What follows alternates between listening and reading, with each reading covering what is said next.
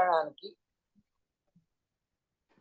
జగన్నాథదాసుల వారు రచన చేసిన ఈ మహత్ గ్రంథం ఒక చిన్న విశేషం. అంటే ఇవాళ గ్రంథం గురించి, గ్రంథకర్త యొక్క జీవిత చరిత్ర గురించి కొంత మనం తెలుసుకొని రేపటి రోజున మిగతా విషయంలోకి కూడా వెళదాము. మొదటి శ్లోకం కావున ఇవాళ పారణం చేద్దాము, ప్రారంభం చేద్దాము.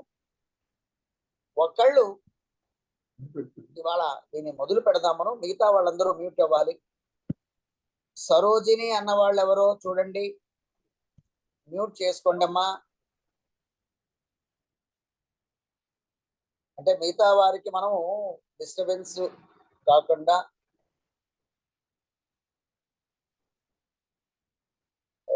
ఉన్నారు. ఓకే, సరే. ఏ అక్షరంతో మొదలయ్యే వాళ్ళు, ఇంగ్లీష్ ఆల్ఫాబెటికల్ ఏతో మొదలయ్యే వాళ్ళు ఎవరన్నా ఉన్నారా చెల్లెళ్ళు? ఏ ఎవరు లేకపోతే ఆనందరావే. అనురాధండి. అనురాధ, ఎస్, రెండమ్మా. అనురాధ గారు ఒక్క మైకే ఉంటుంది, మిగతా వాళ్ళందరూ దయచేసి దయచేసి దయచేసి మ్యూట్ చేసుకొని ఉంచండి. అనురాధ గారు రండి, మీ ఒక్క మైకు ఆన్ చేసి ఉంచండి. నేను పూర్వాభిముఖంగా కూర్చున్నాను, తూర్పుకు అభిముఖంగా ఉన్నాను. మిగతా వాళ్ళు మీరందరూ సౌకర్యం ఉంటే ఉత్తరముఖంగా కూర్చోండి, ఉత్తరముఖంగా కూర్చోండి. నేను తూర్పుకు కూర్చున్నాను, లేదు పడం ఉత్తరముఖంగా కూర్చుంటే ఉత్తమం. మా అనురాధ గారు ఓకేనా? సార్ చెప్పండి సార్. పుస్తకం పెట్టుకున్నారా? పుస్తకం లేదు సార్, సెల్ లో చూస్తున్నాను. సెల్లోనే? ఓకే. మధ్యాహ్నం పంపించిన దాంట్లో ఉందా? పుస్తకం కాకినాడ ఇంటి దగ్గర ఉంది సార్ నాది. మీరు ఇప్పుడు ఎక్కడ ఉన్నారు మరి? హైదరాబాద్ లో ఉన్నా సార్. మా ఊర్లో ఉన్నారా? వచ్చేసి మా ఇంటికి పుస్తకం ఇచ్చేస్తా. తప్పకుండా సార్, తప్పకుండా అండి. బాగుంది తల్లి, బాగుంది. సరే, అందరూ మీ మీ కులస్వామికి నమస్కారం చేసుకోండి. వెంకటేశ్వర స్వామి, లేకపోతే లక్ష్మీ నరసింహ, గోపాలకృష్ణ, సీతాపతి శ్రీరామచంద్ర, ఎవరుంటే వారికి కులస్వామికి నమస్కారం చేసుకోండి. అనండి. శ్రీ గురుభ్యో నమః, శ్రీ గురుభ్యో నమః, పరమ గురుభ్యో నమః, పరమ గురుభ్యో నమః, శ్రీమదానంద తీర్థ శ్రీమదానంద తీర్థ భగవత్పాదాచార్య భగవత్పాదాచార్య గురుభ్యో నమః, గురుభ్యో నమః, అస్మత్ పరమ పూజ్య అస్మత్ పరమ పూజ్య గురుభ్యో నమః, గురుభ్యో నమః, శ్రీ సత్యాత్మ తీర్థ శ్రీ సత్యాత్మ తీర్థ గురుభ్యో నమః, గురుభ్యో నమః, శ్రీ జగన్నాథదాస శ్రీ జగన్నాథదాస గురుభ్యో నమః, గురుభ్యో నమః. జగన్నాథదాసుల వారి శ్లోకం చెబుతాను, అనండి. జలజ్యేష్ఠ జలజ్యేష్ఠ నిభాకారం నిభాకారం జగదీశ జగదీశ పదాశ్రయం పదాశ్రయం జగతీతల జగతీతల విఖ్యాతం విఖ్యాతం జగన్నాథ జగన్నాథ గురుం భజే. పురం భజే. హరై ఓం శ్రీ హరయే నమః. శ్రీ హరయే నమః. జగన్నాథదాసుల వారు ఈ హరికథామృత సారాన్ని 32 సంధులలో, అంటే సర్గాలు లేకపోతే పర్వాలు, అలాగే సంధి కావ్యాలలో సంధులు అని అంటుంటారు. అలాగా జగన్నాథదాసుల వారు కన్నడ భాషలో సమగ్ర శాస్త్రాన్ని ఆడవారికి, లేక తత్వజ్ఞానం అర్థం చేసుకోలేనటువంటి వారికి,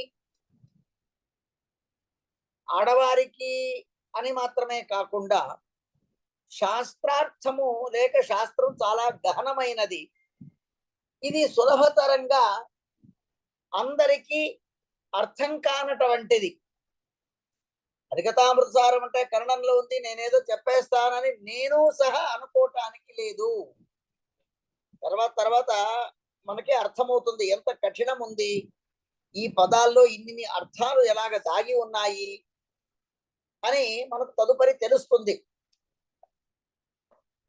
జగన్నాథదాసుల వారు ఈ ఇంత విశాలమైనటువంటి గ్రంథాన్ని రాసేటప్పుడు ప్రతి గ్రంథానికి కూడా మంగళాచరణ పద్యము లేదా మంగళాచరణ శ్లోకము అనే ఉంటుంది. అది చెబితేనే గ్రంథ ప్రారంభం చెయ్యాలి. అంచేత మనందరికీ కూడా ఈ మంగళాచరణ సంధిలో లేక నాంది సంధిలో లేదా పీఠికా సంధి, మూడు, నాంది సంధి లేకపోతే మంగళాచరణ సంధి, పీఠికా సంధి, ఎక్కువగా దీన్ని మంగళాచరణ సంధి అనే పిలుస్తారు. ఆ మంగళాచరణ సంధిలో ప్రథమ పద్యము ఇది సరాగబద్ధంగా భగవంతుడు మనకు కంఠం ఇచ్చాడు. ఎవరెవరికి చక్కటి కంఠం ఉందో దీంట్లో నాకు ఇక్కడ తెలిసి ఈ గ్రూపులో దీపా పరిమళ ఆవిడ సంగీతం పాడుతుంది, నేను విన్నది. మిగతా వాళ్ళు పాడింది నేను అంటే సంగీత పరంగా నేను విన్నది తక్కువ. అలాగే కొఠి వాళ్ళ ఇద్దరు పిల్లలు ఉండాలి, మరి వాళ్ళు ఉన్నారా? కొఠి వారు ఎవరు జాయిన్ అయ్యారు, కానీ మొత్తానికి ఇలాగా సంగీత పరంగా పాడేటువంటి వారికి కూడా శృతి లయబద్ధంగా చెప్పటానికి చాలా శ్రేష్టమైనటువంటిది ఈ గ్రంథరాజం. దీంట్లో మంగళాచరణ శ్లోకాన్ని తదుపరి శ్లోకాలు కూడా చెబుతాను. 5 శ్లోకాలు అని అనుకున్నాను. భగవంతుడు ఎలాగ అవకాశం ఇస్తే ఇవాళ కొంత అందరూ పరిచయాలో వాళ్ళు వీళ్ళు అని తెలిసేదని కొంత సమయం ఉంటుంది. కావున ఇవాళ మంగళాచరణ సంధిని ప్రారంభం చేద్దాం. శ్రీ గురుభ్యో నమః. హరి కథామృత సార అనడమ్మ అనురాధ గారు. ಹರಿ ಕಥಾಮೃತ ಸಾರ ಗುರುಗಳ ಕರುಣದಿಂದ ಕರುಣದಿಂದ ಪನಿತು ಪೇಳುವೆ ಪರಮ ಭಗವದ್ಭಕ್ತರು ಇದನು ಆದರದಿ ಕೇಳುವುದು ಶ್ರೀರಮಣಿ ಕರಕಮಲ ಪೂಜಿತ ಚಾರುಚರಣ ಸರೋಜ ಬ್ರಹ್ಮ ಸಮೀರವಾಣಿ ಫಣೀಂದ್ರವೀಂದ್ರ ಭವೇಂದ್ರ ಮುಖ ವಿನುತ ನೀರಜ ಭವಾಂಡೋದಯ ಇತಿ ಕಾರಣನೆ ಕೈವಲ್ಯದಾಯಕ ನಾರಸಿಂಹನೆ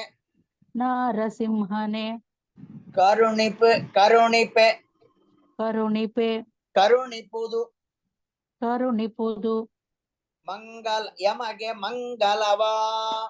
ಯಮಗೆ ಮಂಗಳವಾ ಜಗದುದರನ ಅತಿ ವಿಮಲ ಗುಣರೂಪಗಳ ಆಲೋಚನದಿ ಭಾರತ ನಿಗಮತತಿಗಳ ಅತಿಕ್ರಮಿಸಿ ಕ್ರಿಯಾವಿಶೇಷಗಳ ಬಗೆ ನೂತನವ ಕಾಣುತ ಮಿಗಿ ಹರುಷದಿಂ ಹೊಗಳಿ ಹಿಗ್ಗುವ ತ್ರಿಗುಣಮಾನಿ ಮಹಾಲಕುಮಿ ಸಂತೈಸಲಬುದಿನವು నిరుపమానందాత్మ నిరుపమానందాత్మ భవ నిర్జర భవ నిర్జర సభా సంసేవ్య సభా సంశేష్య రుజుగణధరస రుజుగణధరసే సత్వప్రచుర సత్వప్రచుర వాణీ ముఖ సరోజేన పాణిముఖ సరోజేన గరుడశేష గరుడశేష శశాంకదళ శశాంకదళ శేఖరర శేఖరర జనక జనక ಜಗದ್ಗುರುವೆ ಜಗದ್ಗುರುವೆ ತ್ವಚ್ಚರಣಗಳಿಗೆ ತಚ್ಚರಣಗಳಿಗೆ ಅಭಿವಂದಿಸುವೆ ಅಭಿವಂದಿಸುವೆ ಪಾಲಿಪುದು ಪಾಲಿಪುದು ತನ್ಮತಿಯ ತನ್ಮತಿಯ 632 632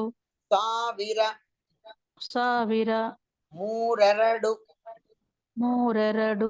ಶತಶ್ವಾಸ ಜಪಗಳ ಶತಶ್ವಾಸ ಜಪಗಳ 3 ವಿಧ ಜೀವರೊಳಗ ಅಬ್ಜಜ ಕಲ್ಪ ಪರ್ಯಂತ ತಾರಚಿಸಿ ಸತ್ವರಿಗೆ ಸುಖ ಸಂಸಾರ ಮಿಶ್ರರಿಗೆ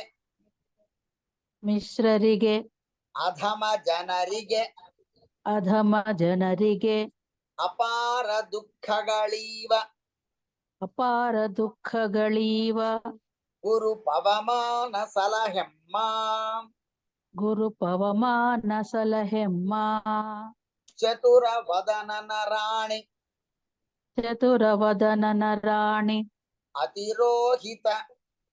ಅತಿರೋಹಿತ ವಿಮಲ ವಿಜ್ಞಾನಿ ನಿಗಮ ಪ್ರತಿತಗಳಿಗಭಿಮಾನಿ ವೀಣಾಪಾಣಿ ಬ್ರಹ್ಮಾಣಿ ನತಿಸಿ ಬೇಡುವೆ ಜನನಿ ಲಕುಮೀಪತಿಯ ಗುಣಗಳ ತುತಿಪುದಕ್ಕೆ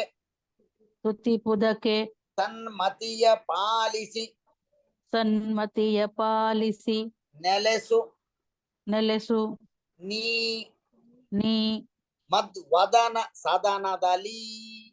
ಮಧ್ವದನ ಸದನದಲ್ಲಿ ಹರಯೇ ನಮಃ.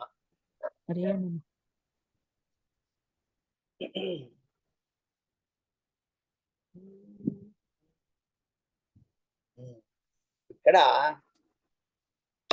జగన్నాథదాసుల వారు అంటే ఎవరు? ఇది మొదటిది. ఇది కన్నడం ఏంటి? ఇది రెండోది. దీంట్లో ఏముంది? మూడోది. ఎందుకు చేశారు? నాలుగోది. ఇలాగా ఎన్నెన్నో రకరకాల ప్రశ్నలు. మనం తెలుగు వాళ్ళం, మనకి ఈ కన్నడ పాటలేంటి, ఇది మనకు ఎంతవరకు అర్థమవుతాయి? ఇలాంటివి ఎన్నెన్నో మనకుంటాయి. ఇన్ని రోజులు లేనిది ఇప్పుడేంటి అని అంటే ఒక చిన్న తమాష చెప్తా. ఈ హరికథామృత సారానికి లేక హరికథామృత సార రచనకర్త అయినటువంటి శ్రీ జగన్నాథదాసుల వారు, ఆయన ఒక మహా విద్వాంసుడు. మూలతః మహా విద్వాంసుడు. ఆయన ఘన పండితుడు. ఆయన తర్క వ్యాకరణాది సమగ్ర విషయాలలో పాండిత్యం కలిగినటువంటి వ్యక్తి శ్రీ జగన్నాథదాసుల వారు. వీరి యొక్క జనన సమయం, కాల సమయం సుమారుగా 1727 ప్రాంతం నుండి 1809 అంటే వీరి ఆయుర్దాయ కాలఘట్టం 1727 నుండి 1809. సుమారుగా ఒక 80 సంవత్సరాల పాటు 79-80 సంవత్సరాల పాటు వారు జీవనం చేసినటువంటి వారు. ఈ మహానుభావులు వారు మన దాస చతుష్టయంలో అంటే తెలుగులో మనం ఎలాగ వాగ్గేయకారులు అని అంటాం. అనురాధ గారు, వాగ్గేయకారులు అంటే ఎవరెవరండి? పేర్లు ఏంటి? త్యాగరాజు, శ్యామశాస్త్రి, ముత్తుస్వామి దీక్షితారు సార్. మన వాళ్ళు ఎవరన్నా దాంట్లో ఉంటారా? కన్నడం వాళ్ళు లేక మధ్యలో? ఈ రామదాసు వీళ్ళండి వాగ్గేయకారులు అంటే రామదాసు, అన్నమయ్య వీళ్ళు వాగ్గేయకారులు. కర్ణాటక సంగీతంలో వీళ్ళ ముగ్గురే వస్తారు మేడం. ఓకే, అంటే కన్నడలోనా? మన వాళ్ళు ఎవరైనా ఉన్నారా? అంటే మన వాళ్ళు ఎవరైనా ఉన్నారా? అంటే ఉండరు సార్, కాదు ఉండరండి. మధ్వ సిద్ధాంతం గాని లేక కరణం గాని ఎలాగైనా లేరు సార్, లేరండి. తమిళ సైడ్ వాళ్ళు ఉన్నారు సార్, మన పక్క లేరండి. అంటే మనల్ని కలుపుకోలేదా లేక వీళ్ళు లేదా? కలుపుకోలేక సార్, అసలు వాళ్ళు లేరండి. మా అంతా తెలుగులోనే వాళ్ళు చేశారు, త్యాగరాజు గారు వాళ్ళు. అంటే వాళ్ళు చేసిందే వాగ్గేయమనే అంతే అండి. అంటే వీళ్ళది కాదనే? కాదని కాదు సార్, వాగ్గేయకారులు అంటే మేము చదువుకున్న దాళ్ళలో వాళ్ళు ముగ్గురే సార్. అంతే కదా. మేము చదువుకున్నంత వరకు వాళ్ళు ముగ్గురే సార్. పర్లేదు. ఇప్పుడు ఎవరి నాలెడ్జ్ వాళ్ళది. నా నాలెడ్జ్ ఎంత ఉంది, మీ నాలెడ్జ్ ఎంత ఉంది, లేదా పరిమళ దీపా పరిమళ ఇంకా ఎక్కువ ఉండొచ్చు లేదా తక్కువ ఉండొచ్చు. 2 ఆకులు ఎక్కువ చదువుకుండొచ్చు ఆవిడ. ఎవరిది వారిదే, ఎవరి జ్ఞానం వాళ్ళది, తప్పేం లేదు. అయితే ఎలాగ మనం ఈ ప్రాంతంలో వాగ్గేయకారులు అంటే త్యాగయ్య, అన్నమయ్య, లేక కర్ణాటక సంగీత పితామహుడు అని పురంధరదాసుల వారిని కలుపుకునే అటువంటి ఒక సంప్రదాయం ఉన్నదో, అలాగే కర్ణాటక సంగీతంలో లేదా కన్నడ ప్రాంతంలో విశిష్ట స్థానాన్ని పొందినటువంటి మహనీయుల లిస్టులో దాస చతుష్టయము ఒకటి శ్రీ పురంధరదాసుల వారు, శ్రీ విజయదాసుల వారు, శ్రీ గోపాలదాసుల వారు, శ్రీ జగన్నాథదాసుల వారు. పురంధర, విజయ, గోపాల, జగన్నాథ, ఈ 4 దాసులు. ఇంతేనా దాసులు అని అంటే వీళ్ళ పైబడి ఉన్నారు కొందరు, వీళ్ళ తదనంతరము ఉన్నారు కొందరు. ఎంత విశేషం అంటే ఇదంతయు కూడా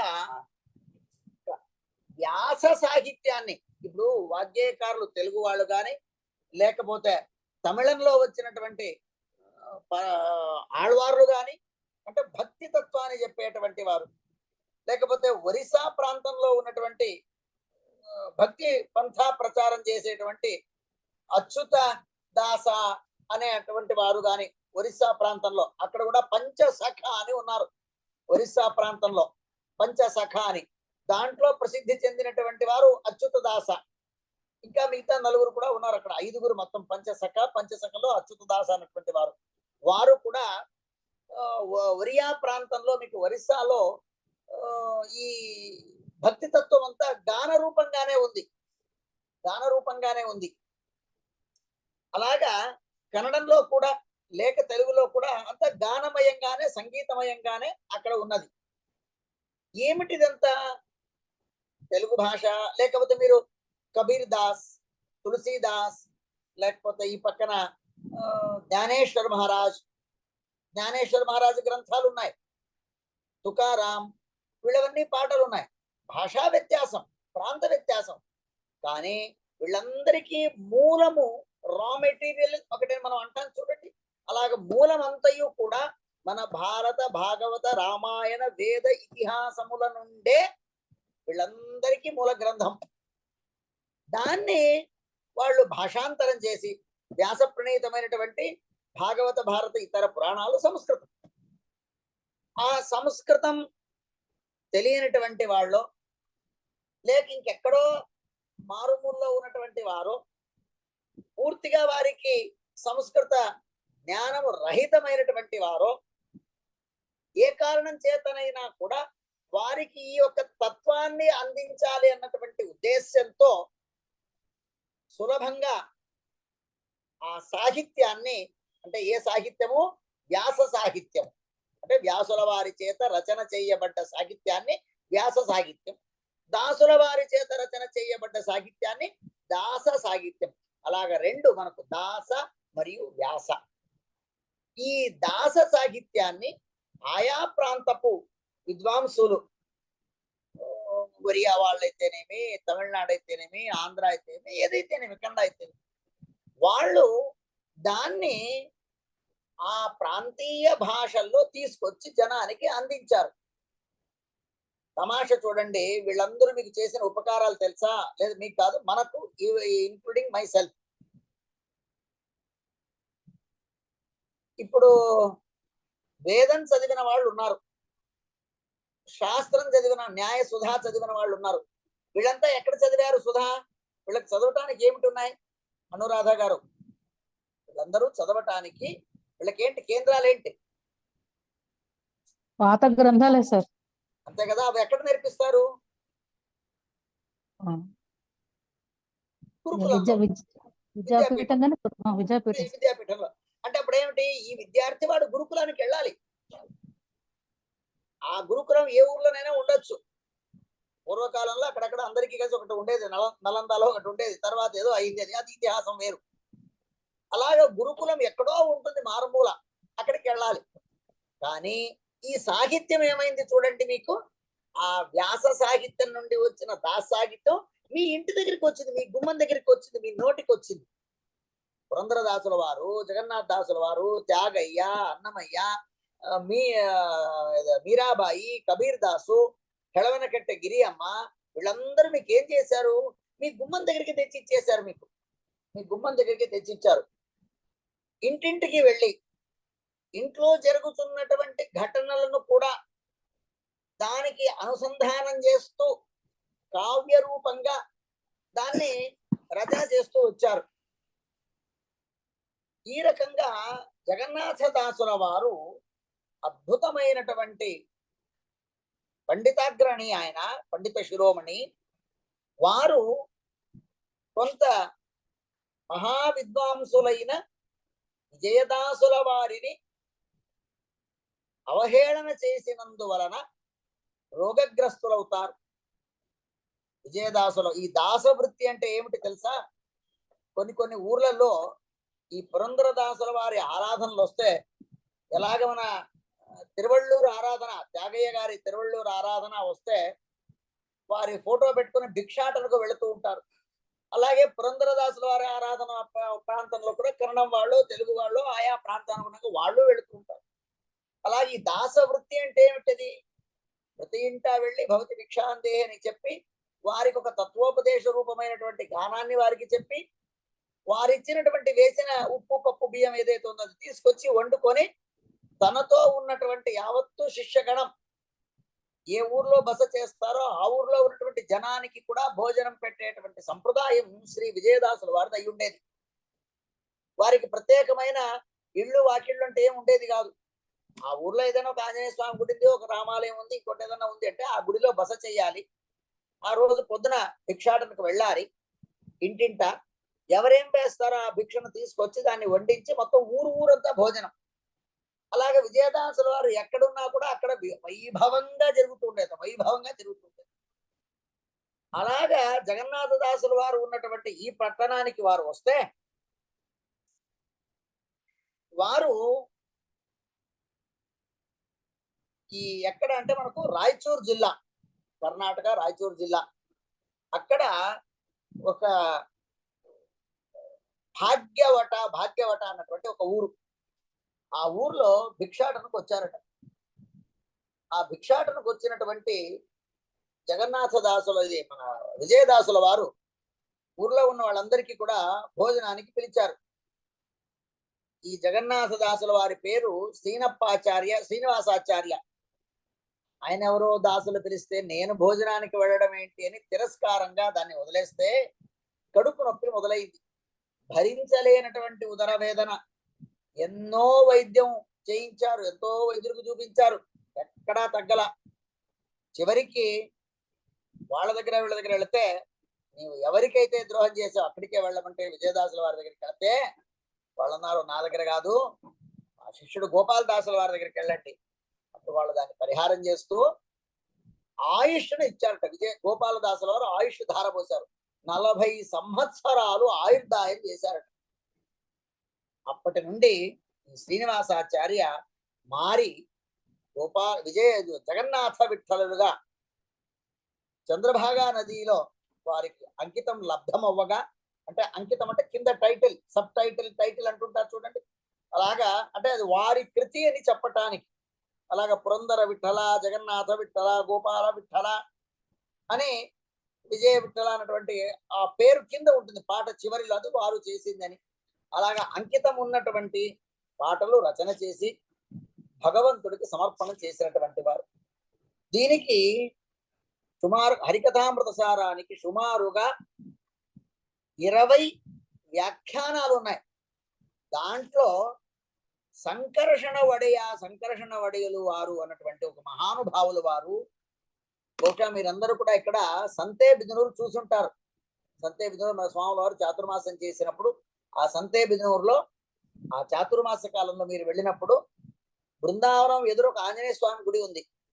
ఆంజనేయ స్వామి గుడికి మీరు లోపలికి వెళ్ళేటప్పుడు మీకు రైట్ సైడ్ లో చిన్న బృందావనం ఒకటి ఉంటుంది, సంకర్షణ వడిల వారిది.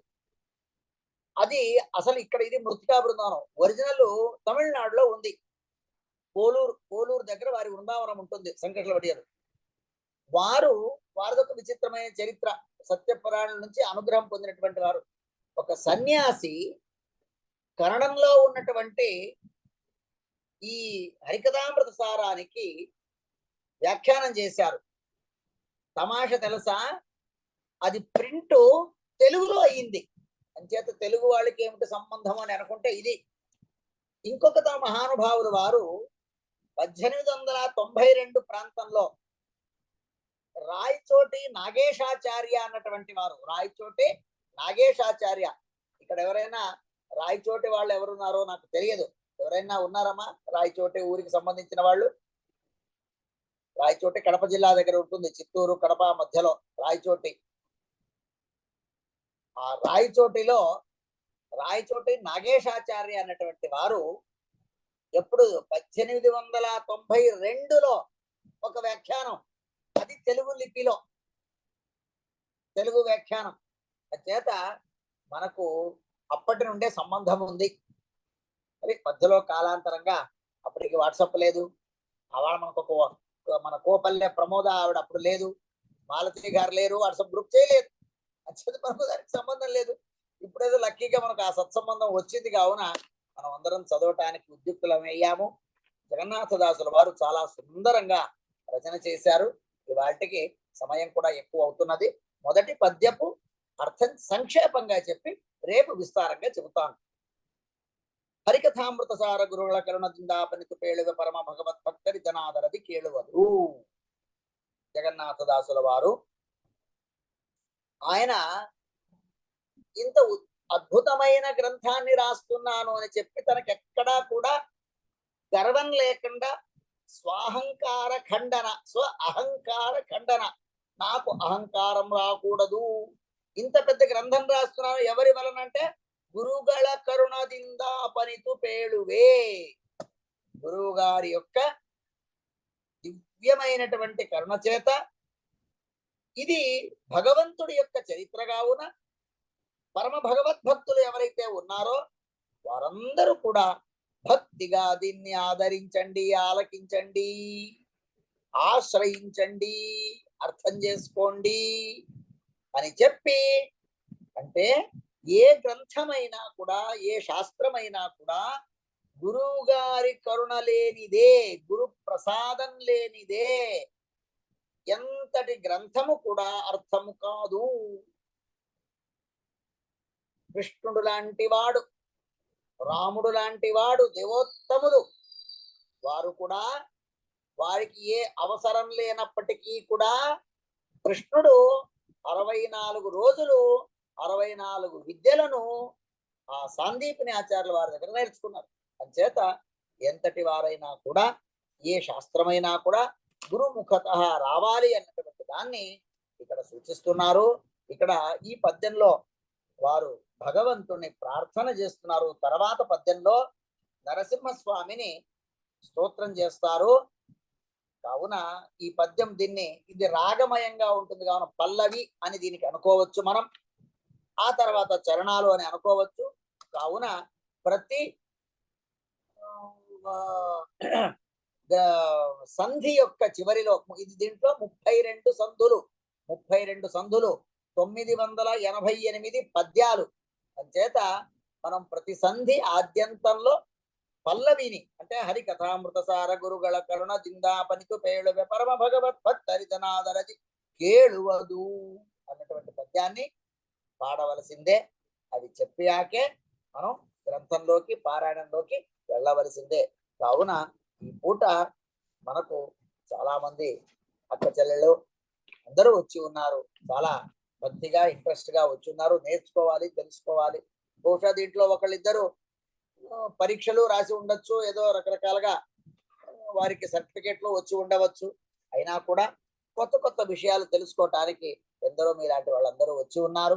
అందరికీ కూడా భగవంతుడు దీర్ఘ ఆయురారోగ్య భాగ్యాన్ని ఇచ్చి సౌభాగ్యాన్ని ఇచ్చి గ్రంథాన్ని వినే సౌభాగ్యాన్ని, విన్నది గుర్తుండే సౌభాగ్యాన్ని చెప్పటానికి నాకు భాగ్యాన్ని భగవంతుడు ప్రసాదించని, శ్రీ జగన్నాథదాసుల వారు ప్రసాదించని. వాళ్ళ అనుగ్రహం లేనిదే మనం చెప్పటానికి లేదు. కావున వారి అనుగ్రహం కూడా మన ಎಲ್ಲరికీ కలగని ఆశిస్తూ హరయే నమః. శ్రీకృష్ణార్పణమస్తు. సరే అమ్మా.